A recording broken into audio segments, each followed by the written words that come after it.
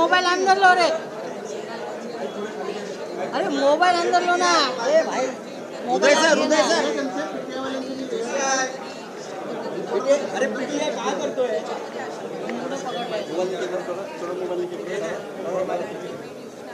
उदय sir थोड़ा mobile भाई कितना तेजी से बोल रहा है।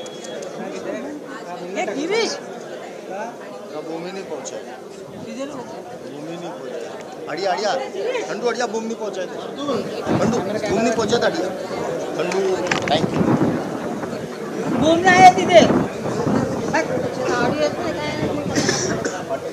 कुठेही स्क्रुटिनी ही अडीच कोटी महिलांची किंवा लाभार्थ्यांची होणं हे शक्यही नाही आहे आणि ते करणंही नाही आहे, कारण आज त्या महिला 5 महिन्यापासून लाभ घेत आहेत एक, आणि दुसरी गोष्ट म्हणजे कोणाची जर तक्रार त्या संदर्भामध्ये पुढं मागं कधी, म्हणजे आज मी आमदार म्हणून आपल्या सर्वांसोबत संवाद साधत आहे, मंत्री म्हणून मी त्या विभागाचं काम केलेलं आहे, पुढं मागं कधीही त्या संदर्भातली कुठली स्पेसिफिक तक्रार जर आली तर त्या संदर्भातला जो काही तेवढ्या पुरताची स्क्रुटिनी करण्याचा, म्हणजे उदाहरणार्थ एखाद्या XYZ जिल्ह्यातल्या 100 लाभार्थ्यांबद्दल जर तक्रार झाली तर त्या 100 लाभार्थ्यांपुरतंची चौकशी करायची किंवा नाही हा सुद्धा, किंवा स्क्रुटिनी करायची किंवा नाही हा सुद्धा निर्णय हा शासन जर तशा पद्धतीचं कधी काही घडलं किंवा आलं तर त्या संदर्भामध्ये घेण्यात येईल।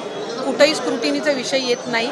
लाभार्थ्यांना त्यांच्या जो काही लाभाचं वाटप आहे किंवा DBT आहे हे ज्या वेळेला राज्याचे मुख्यमंत्री देवेंद्रजी फडणवीस साहेब, उपमुख्यमंत्री एकनाथजी शिंदे साहेब आणि उपमुख्यमंत्री अजितदादा यांच्या मंत्रिमंडळामध्ये किंवा मीटिंगमध्ये ज्या वेळेला तशा पद्धतीच्या सूचना दिल्या जातील त्या पद्धतीनं पुढचं DBT हे निश्चितपणाने होईल। मी माझ्या कार्यकाळामध्ये तर तशा पद्धतीची एकही तक्रार कधी आलेली नाही। आत्ता आचारसंहितेच्या या मधल्या 1.5 महिन्याच्या 2 महिन्याच्या कालावधीत काही आल्या असतील तर त्या संदर्भातली मला काही माहिती नाही आहे, पण तक्रारी आल्या तर त्याचं कशा पद्धतीने त्या स्क्रुटिनाइज करायच्या याचा निर्णय जो आहे ते शासन आणि जे संबंधित विभाग आहे ते त्या पद्धतीनं करतील, पण अशा पद्धतीची तक्रार ही कुठंही विभागाकडे मी त्या ठिकाणी पदावर असताना तरी प्राप्त झाली नव्हती। नाही, ह्या ज्या सगळ्या आहेत या अफवा पसरवल्या जात आहेत। शेवटी कुठले निकष कशा पद्धतीनं लावले जातील, कशा पद्धतीनं बदलले जातील, कशा पद्धतीनं कुठली जर एखादी तक्रार आली तर त्या संदर्भातली कशी स्क्रुटिनी केली जाईल हा निर्णय शासनाचा आणि विभागाचा राहतो। त्याच्यामुळे अद्याप तरी त्या संदर्भामध्ये कुठेही चर्चा नाही, अद्याप त्या संदर्भामध्ये कुठेही चौकशी किंवा कुठेही त्या संदर्भातली कारवाईचा विषय झालेला नाही।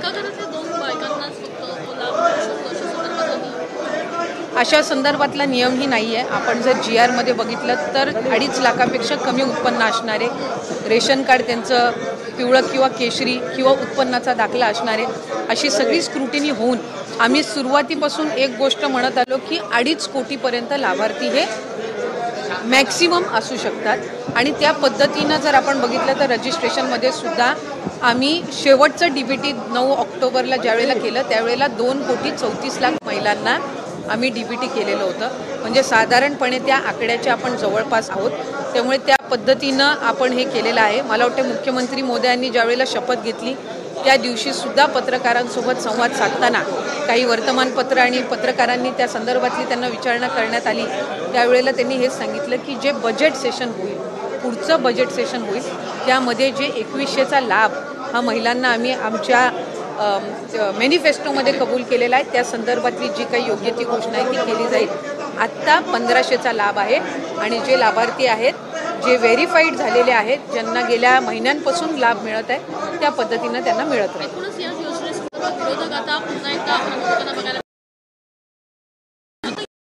आता या संदर्भात अनेक नियम जे आहेत ते लागू करण्यात येतील अशा संदर्भातल्या आरोपही होतात। एक तर विरोधकांनी सुरुवातीपासूनच या योजनेवर टीका केली। ज्या वेळेला 28 जून रोजी ही योजना जाहीर झाली त्यावेळेला सुद्धा त्याच्यावर टीका करण्यात आली। स्वतः त्या योजनेवर टीका केली की 1500 दिल्यावर मग राज्याचं काय होणार, राज्य खपाट्याला जाईल, आर्थिक व्यवस्था बिघडेल आणि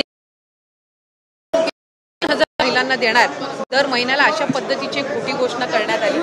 महिलांनी, लाडक्या बहिणींनी 3 लाडक्या भावांना साथ दिली आणि जे त्यांच्यासाठी योग्य पद्धतीचे निर्णय किंवा लोकोपयोगी योजना राबवलेल्या आहेत त्यांच्या पाठीशी ते उभे राहिल्या. त्यामुळे आत्ता विरोधक काय बोलतात याला फारसं काही महत्त्व राहिलेलं नाही, आमच्यामध्येही राहिलेलं नाही आणि लाडक्या बहिणींमध्येही राहिलेलं नाही. थँक्यू.